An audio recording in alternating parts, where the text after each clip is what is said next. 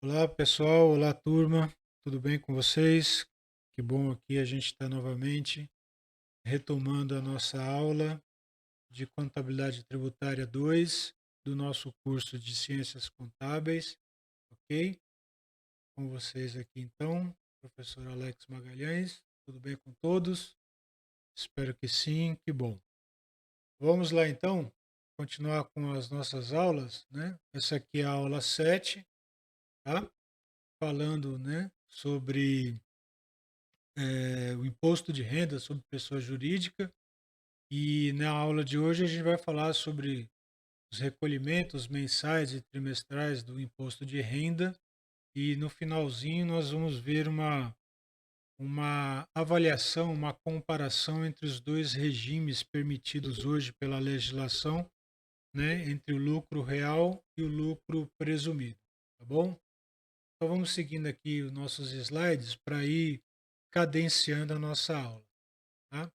Então, aqui a gente pode dizer o seguinte: sobre os recolhimentos mensais e trimestrais do imposto de renda, a legislação ela estabelece que o recolhimento do imposto de renda mensal ou trimestral, né, pode ser feito dessa forma, mensalmente ou a cada 3 meses. Tá? O imposto de renda ele poderá então ser determinado com base no lucro real ou no lucro estimado, no caso do recolhimento mensal. Perfeito? Tratando-se então de imposto com base no lucro real trimestral, então ao final de cada exercício, né, não deve haver imposto de renda a pagar ou a recuperar, tá? Isso tem que ser zerado, tá? No entanto, tratando-se de imposto de renda com base no lucro estimado, e aí nós estamos falando, né, do lucro presumido, que é um regime que a Receita permite, né, fazer os recolhimentos sobre imposto de renda, tá? Ao final do ano, o total recolhido mensalmente deve ser comparado àquele apurado com base no lucro real anual. E aí, se houver diferença, né, se a diferença, né, é, acontecer, ela deve ser recolhida ou compensada, né, ou restituída pela Receita, tá? Bom, nesse caso, né, quando acontece essa diferença, né, entre o que foi apurado e o que foi estimado, a empresa ela deve então levantar 4 balanços durante o ano, encerrados, né, nos dias balanços não, balancetes, né, vamos colocar dessa maneira. Porque o balanço a gente tem que compreender que é o balanço que fecha, né, durante o ano, o exercício fiscal, né, o ano completo.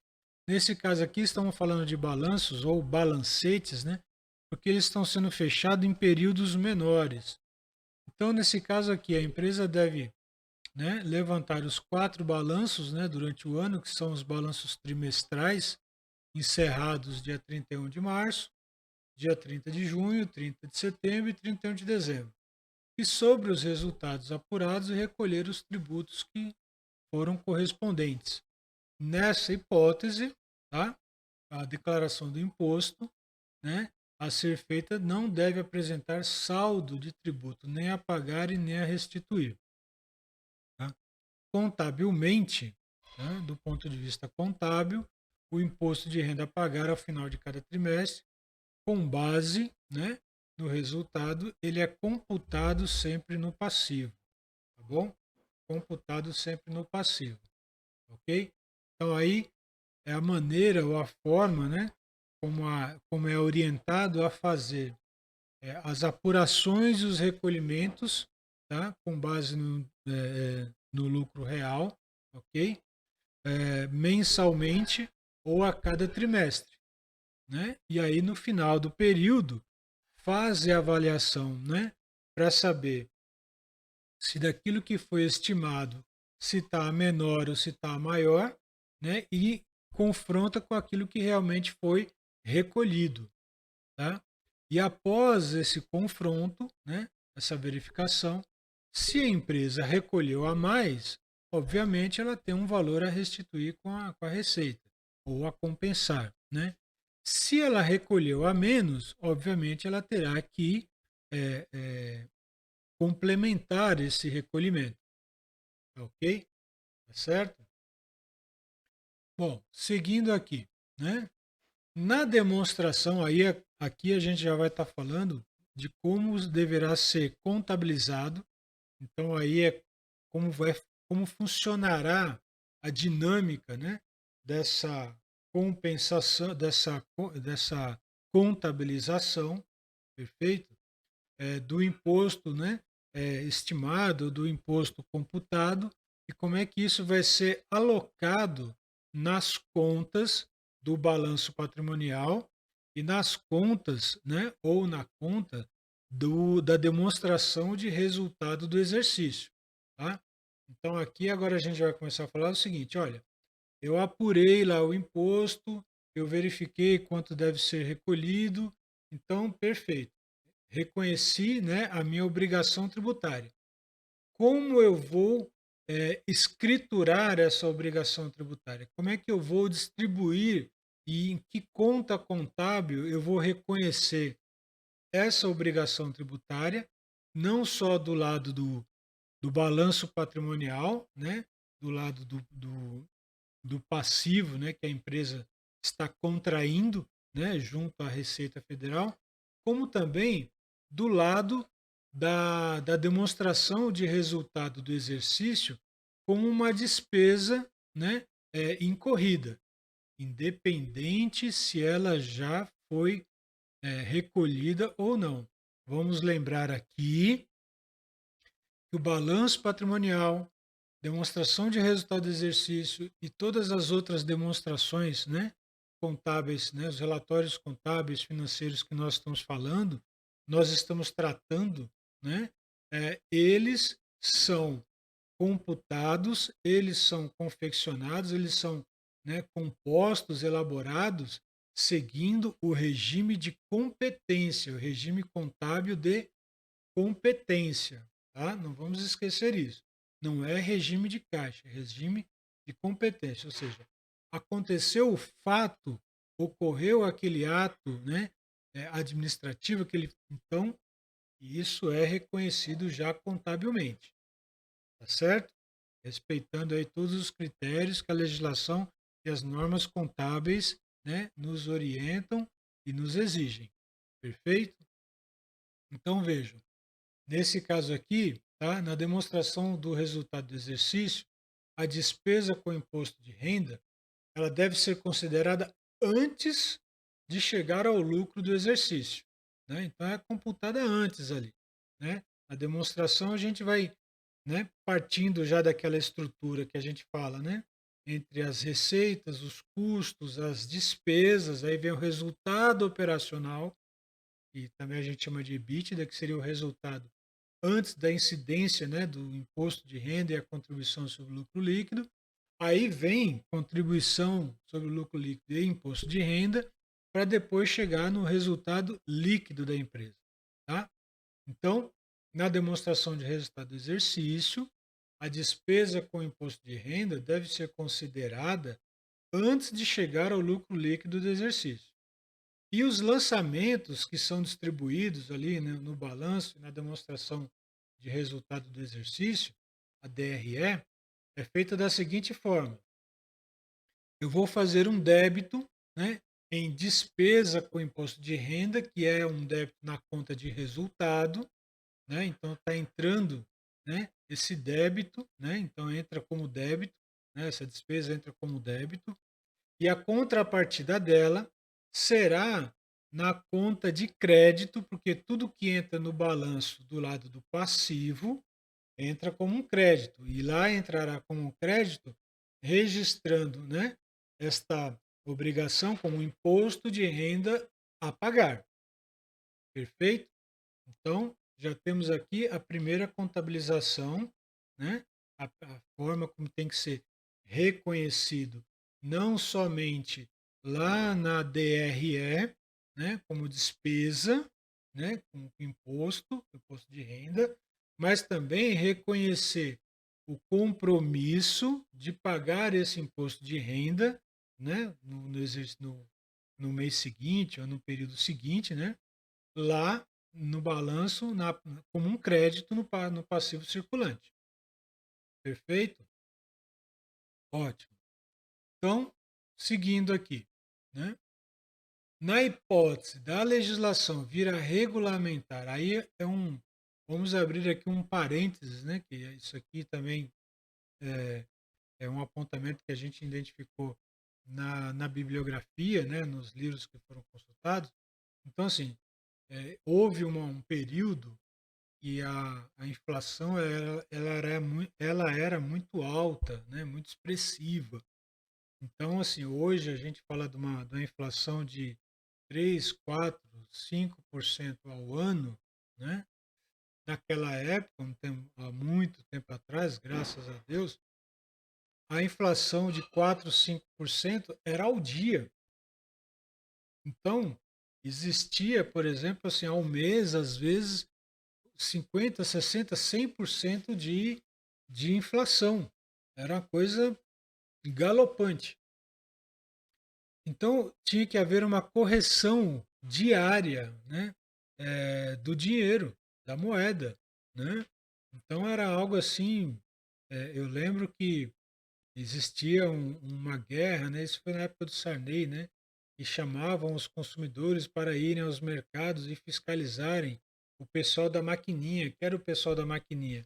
Era aquele pessoal que ficava remarcando os preços, né? Porque todo dia tinha que remarcar preço, todo dia tinha que remarcar preço, e para tentar conter, né, essa alta que os varejistas, os supermercados, né, eh, remarcavam às vezes até muito mais além, já prevendo que no dia seguinte ia ter uma inflação maior.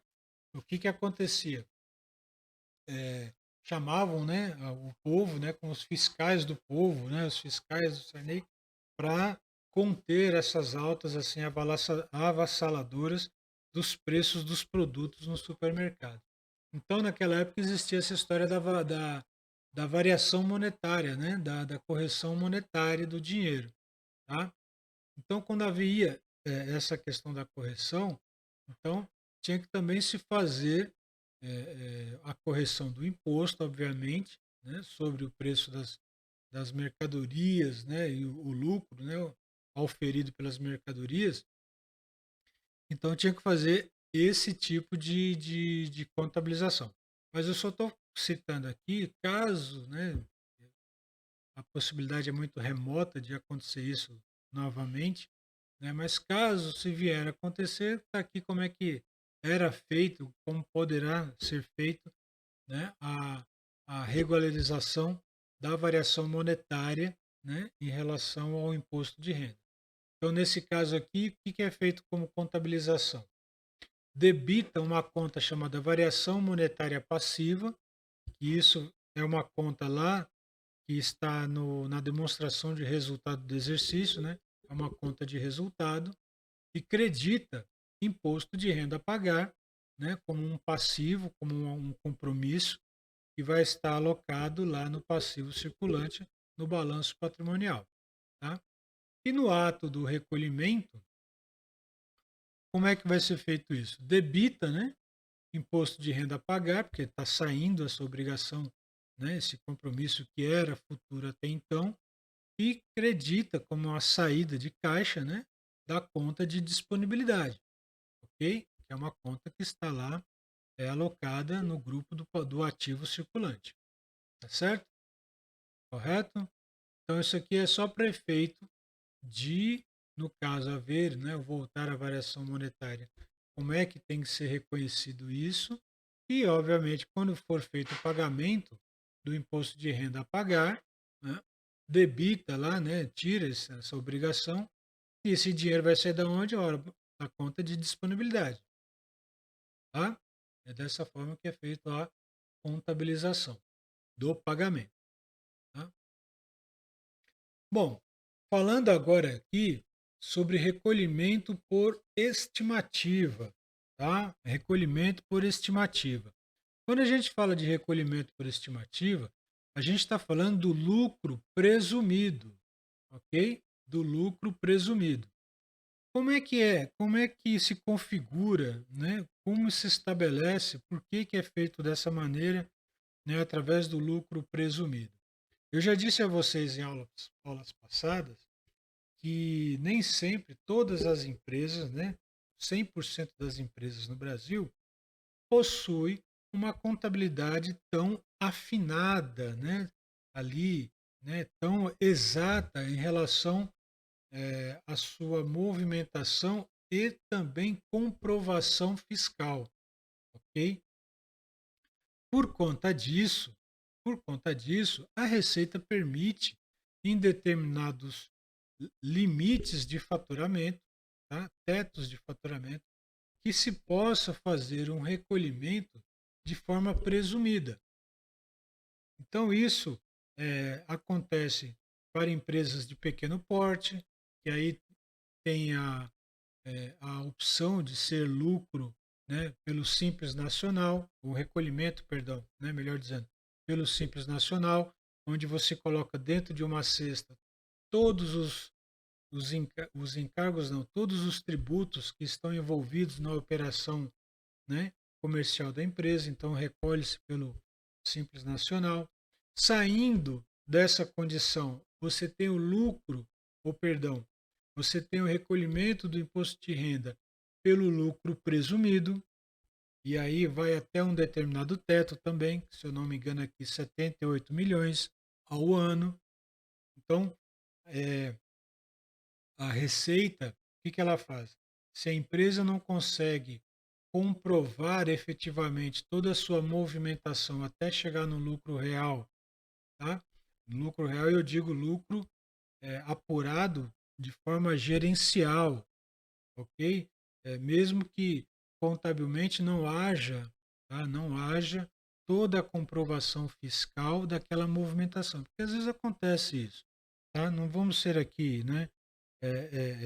Como é que como posso dizer aqui, hipócritas, né? Não é bem essa palavra, mas de falar assim, a empresa ela não consegue movimentar, não, ela movimenta, mas às vezes acontece o seguinte, abrir um parênteses aqui, né? Imagina uma empresa de pequeno porte ou de médio porte mesmo, e ela vai fazer um trabalho, ela vai comprar um produto, alguma coisa do gênero, e eu vivenciei isso em algumas situações, de que assim, se você comprar com nota fiscal, você paga X, mas se você não pedir nota fiscal para o seu fornecedor, pedir apenas um recibo simples, né? Você paga Y, você paga menos o valor, né? Por quê? Porque ele está tirando, na verdade, a carga tributária, né? Como um desconto comercial para você comprar e pagar um valor menor. E você, obviamente, como gestor financeiro, né, sabendo que você pode recolher pelo lucro presumido, você vai aceitar essa condição porque você vai olhar do ponto de vista de caixa, do ponto de vista financeiro, né? Você vai querer ter essa vantagem, querer esse ganho. Não, não tenho nada contra isso, né? Cada empresa sabe como ela deve ser gerida, como deve ser sua política, tá? Mas pensando dessa maneira, e talvez, né, por conta de que se não há uma comprovação fiscal que possa realmente demonstrar o resultado da empresa e o resultado acabar sendo muito maior, né, do que ela poderia, do que ela estaria gerencialmente apurando, né?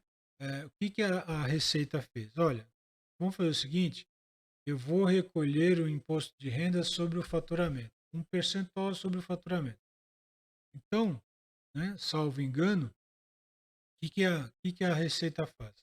Se você é optante pelo lucro presumido, né, um lucro por estimativa, né, então a Receita entende o seguinte, que você, né, presume-se que o seu lucro é de 20% sobre o faturamento.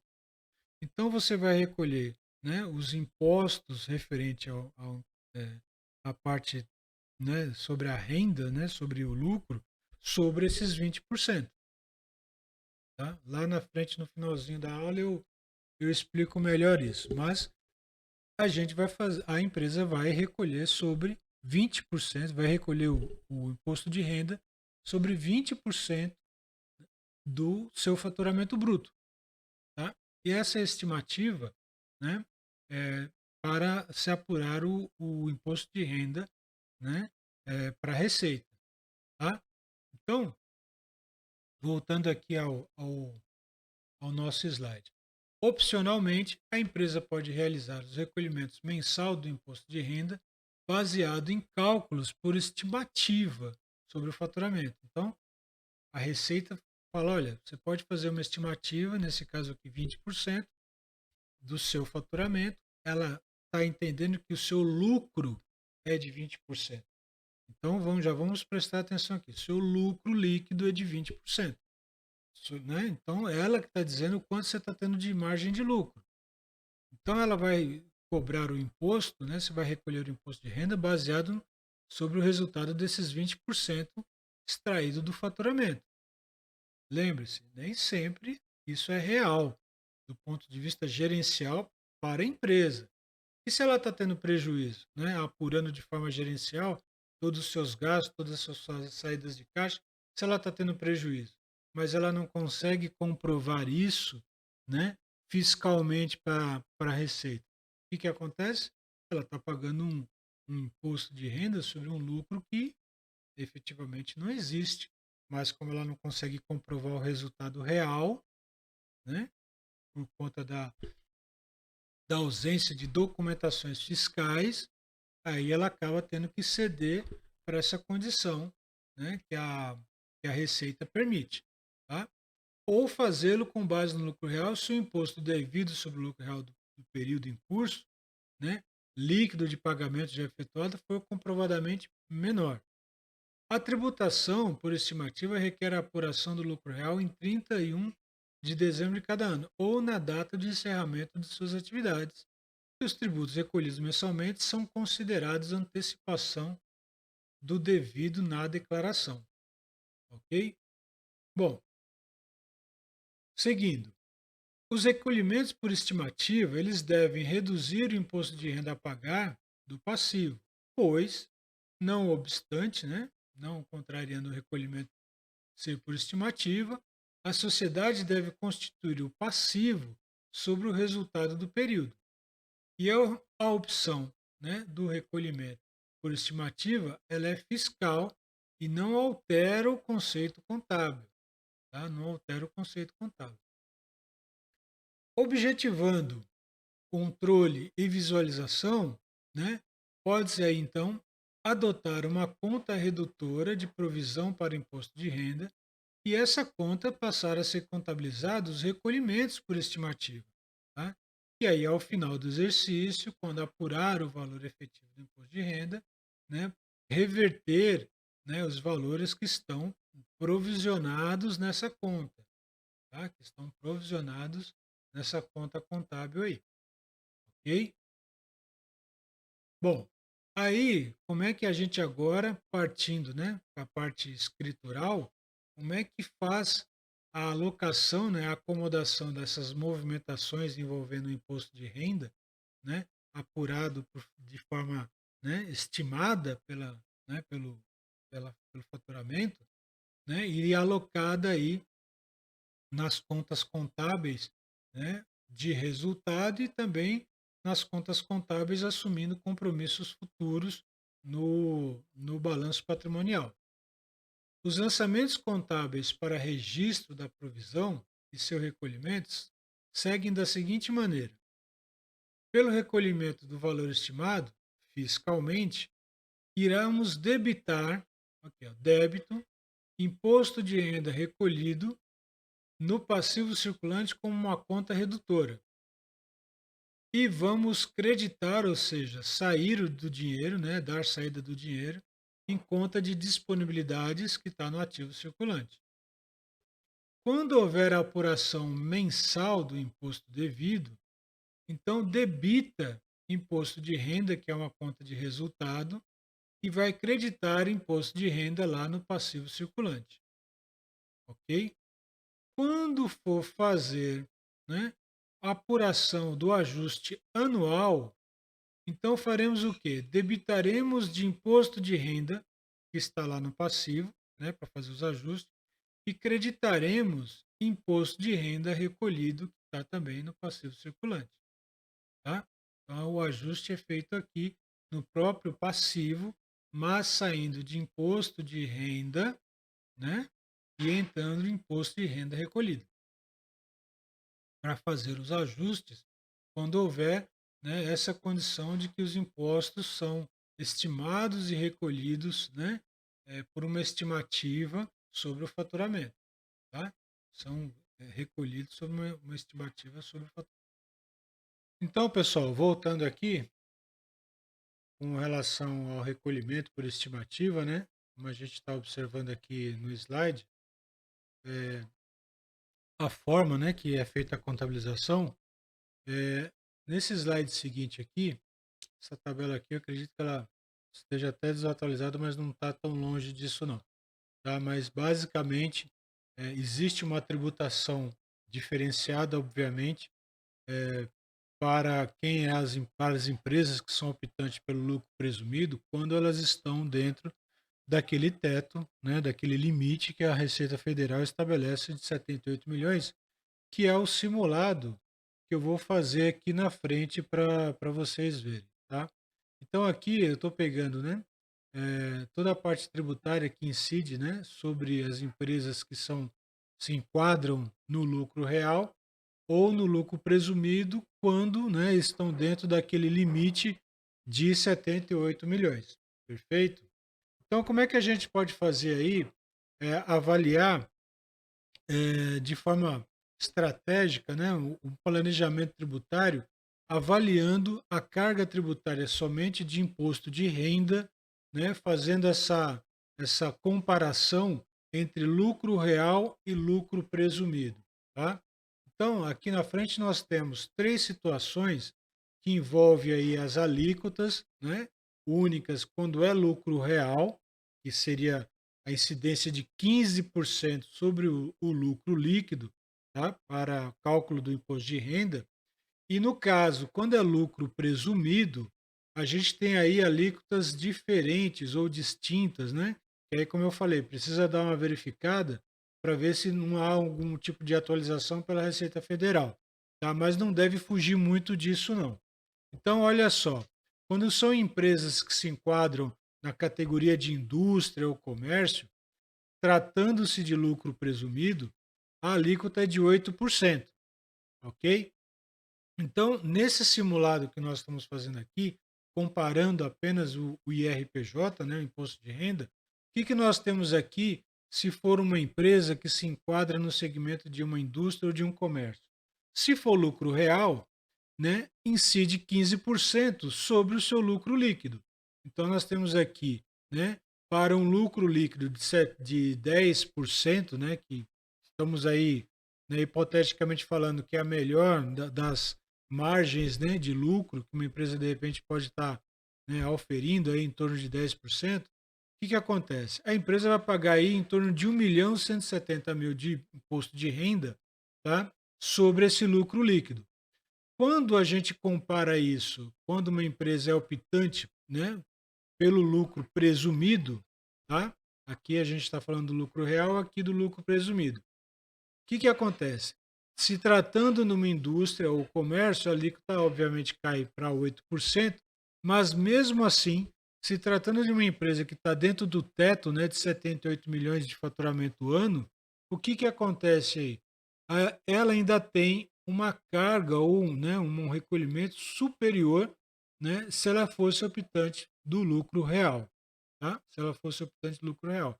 Agora, a situação se agrava muito mais, quando ela passa para outras categorias ou para outros segmentos, como por exemplo, transporte de passageiro. Deixa eu acertar aqui que está escrito errado, né? Transporte de passageiro, perfeito? E, né, quando ela passa para uma empresa prestadora de serviço. Então a alíquota sobe para 16% e depois para 32%. Aí a diferença começa a ser muito mais significativa se a empresa se manter, né, como uma optante pelo lucro presumido, né, ao invés de optar pelo lucro real, tá? Dentro daquele teto de 78 milhões. Perfeito? Então, olha só. É, oi, perdão, gente. Então, olha só. A diferença, ela é muito maior, tá? Muito maior. Agora, imagine o seguinte, considerando aqui, né, essa alíquota de 8%, né, somente para indústria e comércio, imagine essa empresa tem prejuízo, tá? Então, olha aqui, ó. Imagina se a empresa ela tem prejuízo, mas ela é optante do lucro presumido, ok? Então, o que que acontece? Ela vai recolhendo sobre o faturamento, tá? Sobre o faturamento, né? 20% sobre o faturamento, né? Que é uma presunção é, é, que a Receita estabelece sobre o faturamento, né? Estimando que a empresa teria um lucro sobre o faturamento, né? Sendo optante pelo lucro presumido. Aí o que que acontece? Chega lá no final do período, a empresa tem prejuízo, mas como ela é optante do lucro presumido, né? Ela está recolhendo sobre 20% do faturamento, porque a Receita presume que ela tem lucro, e na verdade ela não tem. A questão é que ela não consegue comprovar fiscalmente, como eu havia dito para vocês, não há documentação comprobatória suficiente da sua movimentação contábil que possa comprovar determinadas despesas, né? Como eu disse, é algo comum, né? Corriqueiro, que acontece mesmo, né? Tem empresas, como eu falei para vocês, com uma questão de gestão de caixa, né? Enfim, de controle, não tem uma contabilidade tão afinada, né? Tão rebuscada, tão, né?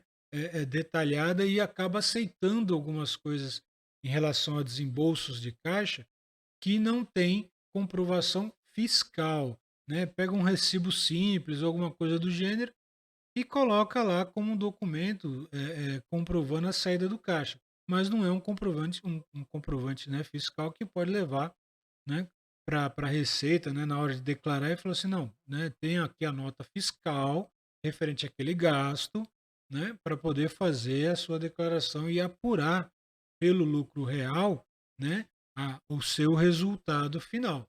Então, o que que ela faz? Ela opta pelo lucro presumido. E a Receita, sabendo também dessa situação, né, o que que acontece? Ela também vai estabelecer, provavelmente, aí um percentual que ela acredita que atende aí, né, dentro do seu recolhimento, a tributação que essas empresas devem recolher, né, devem incidir sobre o faturamento dela. Tá certo?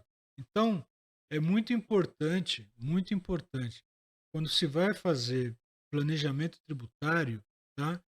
Levantar dentro da legislação, claro, os impostos, incidentes e fazer realmente essa comparação, esses ensaios, né? Essas simulações, como a gente faz mesmo quando vai fazer a declaração de imposto de renda como pessoa física. Há situações que é possível fazer, né, deduções sobre a base da receita e há situações que não há. E o que que a gente faz quando baixa aquele programa da Receita Federal? E tem lá o simulador ou, né, ou a condição simplificada, que você pode simular entre um e outro para saber o quanto você pode ter de restituição ou o quanto você tem que pagar ainda de imposto. Na empresa não há nada diferente disso.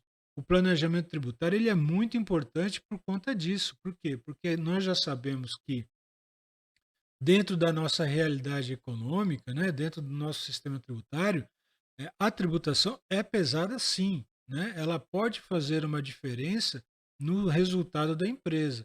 Então precisa fazer todo esse levantamento, fazer essas simulações e ver qual que é o melhor regime que a empresa se encaixa, né? E se há uma condição de que, olha, ela é optante pelo lucro presumido, mas se ela for lucro real, ela teria, né, uma situação muito mais favorável, muito menos custosa do ponto de vista tributário. Então, o que que ela precisa fazer? Ela precisa mudar a sua cultura, né, e passar realmente a ser mais efetiva na parte contábil e exigir, né, não abrir mão, ou seja, exigir comprovações fiscais de toda a sua movimentação de gastos financeiros. Só assim ela realmente poderá passar para essa condição de lucro real, ter uma contabilidade mais afinada, ter deduções, né, que são aceitas dentro do amparo legal, e aí sim, né, ter aí uma incidência, né, uma apuração de imposto muito menos agressiva, vamos dizer assim, em relação à opção pelo lucro presumido. Tá certo? Então, a gente encerra por aqui essa parte, né, de imposto de renda, né? Acredito que a gente já conseguiu aí é, atender a expectativa, né? Atender a nossa ementa aí, né? Ou seja, é, apresentar tudo que nós poderíamos colocar aqui em termos de lucro presumido. E aí, na próxima aula, a gente vem tratando aí agora sobre contribuição sobre o lucro líquido e depois, mais adiante, vamos falar sobre PIS, COFINS, que aí a gente fecha os principais tributos federais, né, que a nossa ementa pede aí para serem apresentados para vocês. Eu acho que a gente conseguiu aí esgotar, né, toda a parte que envolve o imposto de renda. Tá certo? Então a gente finaliza aqui. Uma, uma boa noite aí para todos, né? Porque essa aula seria à noite aí, né? E bons estudos aí para vocês, tá bom? Até mais, gente, e obrigado mais uma vez. Tchau.